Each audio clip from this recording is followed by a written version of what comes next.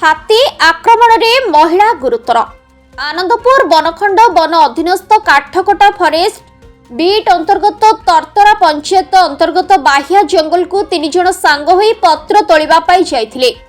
से समय सिलंती हो पिता माणिक हो महिला जनक हाथी सम्मुख में पड़ जाइथिला। हाथी महिला जन को सुंढई धरी फोपाड़ी देथिबा बेले अन्य 2 जण हाथ सहित साथी आहत परिवार को खबर देथिबा बेले परिवार लोक क्षत विक्षत अवस्था रे महिला को उद्धार करी जंगल विभाग कर्मचारी सहायतार आनंदपुर उपखंड चिकित्सालय को आनिथिबा बेले एक डॉक्टर टीम महिला को चिकित्सा करिबा पाई देखिबा को मिलिछि।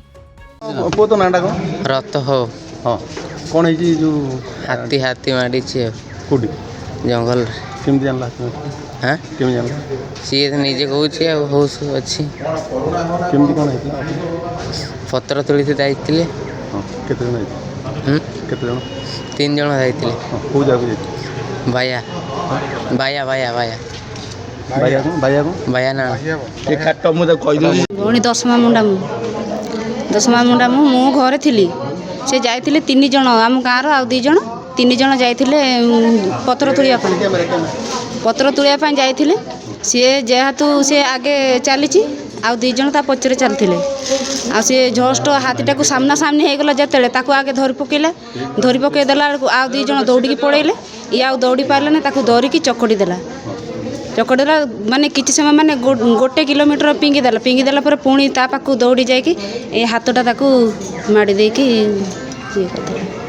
सेठू से छुआ 2टा जो ता सहित जाइथिले से माने गोरु जते पड़ेले सेठू घर तथापि 2-3 किलोमीटर हम से जाइकी पहुँचिकी लोक डाकी आणिकी ताको आम पुणी जाइकी कुजी करिकी ताको होश थिला बोली डाकिनु डाकिकी से ओ मारला बोली ताको आणिकी आसिनु बाहर को सेठू तो जंगल भीतर गाड़ी जीवनी सेठू कट नहीं कि ताको टेकी बाहर को आनी आसिनु।